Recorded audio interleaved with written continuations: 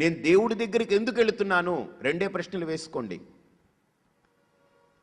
Do you want God or do you seek the belongings of God? నీకు భగవంతుడు కావాలని భగవంతుడి దగ్గరికి వెళ్తున్నావా, లేదు భగవంతుడి నుండి ఏదైనా పొందాలని భగవంతుడి దగ్గరికి వెళ్తున్నావా? ఆలోచించి ఈ ఒక్క థాట్ కనుక మనలో క్లారిటీ వస్తే నువ్వు సాధకుడు అయిపోతున్నావు. ఈ స్ప్లిట్ కలగాలి. నేను వెంకటేశ్వర స్వామి దగ్గరికి వెళుతున్నాను. ఎందుకు వెళుతున్నాను?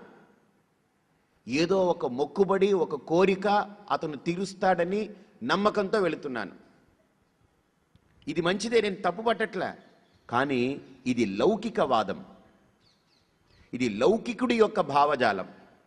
కానీ ఒక భక్తుడు, ఒక సాధకుడు అన్నప్పుడు వాడేం కోరుకుంటాడంటే, పరమాత్మ ఇంత లోకాన్ని నడిపించేవాడివి, ఆఫ్టర్ ఆల్ నాకేం కావాలో నువ్వు చూసుకోలేవా? నేను అడుక్కోవాలా? ఇన్ని లోకాల్ని నడిపిస్తున్నావు, హాయిగా పడుకుని శాంతాకారం భుజగశయనం పద్మనాభం సురేశం విశ్వాధారం అంటే వాడిని నేను అడిగితేనే తీరుస్తాడు అనే భ్రమ నాలో తొలగి, సర్వము తానై ఉన్నాడు, నేనేం అడుక్కో అక్కర్లే, వాడికి అన్నీ తెలిసిన వాడనేటువంటి నిర్ణయాత్మకమైన బుద్ధి నాలో కలిగితే భగవంతుణ్ణి సర్వాంతర్యామిగా, సర్వేశ్వరుడిగా, సర్వవ్యాపకుడిగా నేను అంగీకరించిన వాడిని అవుతాను.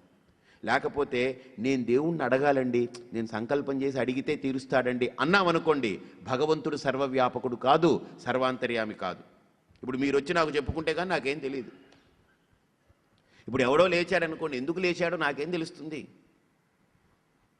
ఏమండి ఎందుకు లేచారని అడిగాను అనుకోండి, ఆయన అటు ఇటు చూస్తున్నాను, పక్క వాళ్ళు చెప్తారు నీకేదో ప్రాబ్లం ఉందండి లేచారని. నేను అక్కడ లేని, అతనిలో లేను కాబట్టి అతని సమస్య ఏమిటో నాకు తెలియదు. అలాగనే భగవంతుడు కూడా నాకంటే వేరుగా ఎక్కడో ఉన్నాడనుకోండి, నా సమస్యలు వాడికి చెప్పుకోవాలి. అందుకనే ఇతర మతాలకి, హిందూ ధర్మానికి ఉండే గొప్పతనం, మనం దేవుడి దగ్గర సమస్యలు చెప్పుకోక్కర్లే ఆదివారాలు వెళ్ళి.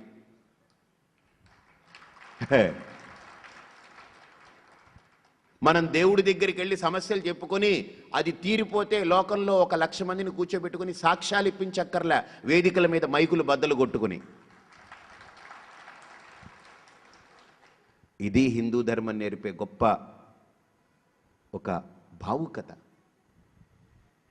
ఈరోజు మతాల్లో ఏంటంటే వీడి కష్టాలు దేవుడికి చెప్పుకోవాలి. Because the very approach explains, establishes A fact that God is not all pervasive. భగవంతుడు సర్వాంతర్యామి కాదని, భగవంతుడు సర్వవ్యాపకుడు కాదు, ఎక్కడో ఉన్నాడు వాడు. అందుకనే పాపం అంటారు, నువ్వు ఉత్తముండవు, నేను పాతకుండను. నువ్వు రొట్టెలు ఇచ్చితివి, నేను తింటిని. నువ్వు బట్టలు ఇచ్చితివి, నేను కట్టి తిని.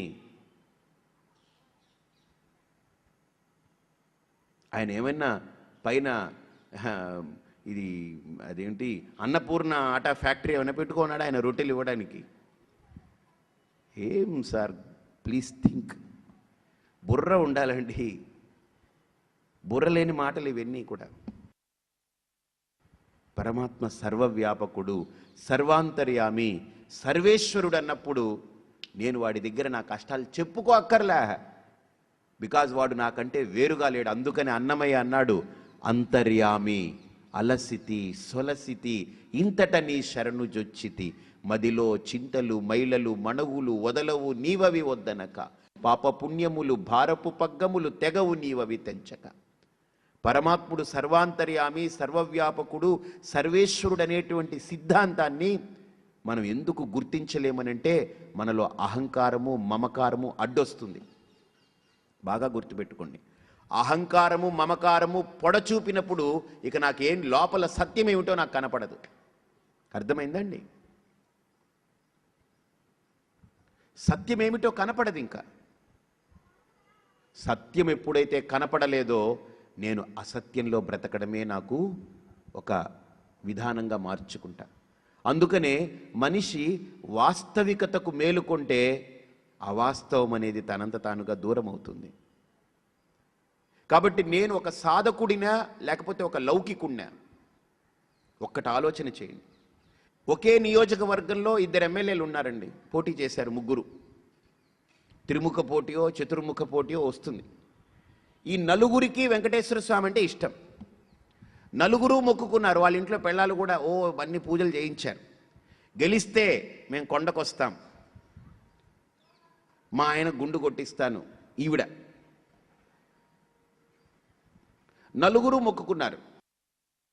నలుగురికి ఛాన్స్ వస్తుందండి, గెలిచే ఛాన్స్? అంటే ఒక్కడు గెలుస్తాడు, మిగతా ముగ్గురు ఏమైపోవాలి? మతం మారిపోవాలి, అంతే. ఈ మతం మారే కేసులన్నీ ఇవే. నలుగురు గెలుస్తారా అండి? గెలవరు, ఒక్కడే గెలుస్తాడు. ఆ ఒక్కడు ఎవడనేది వీళ్ళకి తెలియదు కాబట్టే వీళ్ళు నేను గెలుస్తాను, నన్ను గెలిపించు, నేను నమ్ముతానంటాడు. అరే, నలుగురు నమ్మారు, మరి ఎవరిని చేస్తాడు భగవంతుడు? అంటే ఇప్పుడు ఒకడు గెలిస్తే వాడిని భగవంతుడు గెలిపించినట్ట, ముగ్గురు ఓడిపోతే వాళ్ళ ముగ్గురిని భగవంతుడు ఓడించినట్ట? ఏమిటిది మరి? ఎక్కడ ఆలోచిస్తున్నాం మనం? వేలం వెర్రిగా పరుగులు తీస్తున్నాం, కానీ నిలబడి వాస్తవికతను అర్థం చేసుకోవట్లే. అయితే ఇంక నేను పూజ చెయ్యొద్దా అండి? దేవుడికి చెయ్యాలి. ఎలాగంటే, పరమాత్మ నా కర్తవ్యాన్ని నేను నిర్వర్తిస్తాను, ఏది యుక్తమో ఏది అయుక్తమో నీ చేతుల్లో ఉంది, నువ్వు దాన్ని నిర్ణయించు. That's it.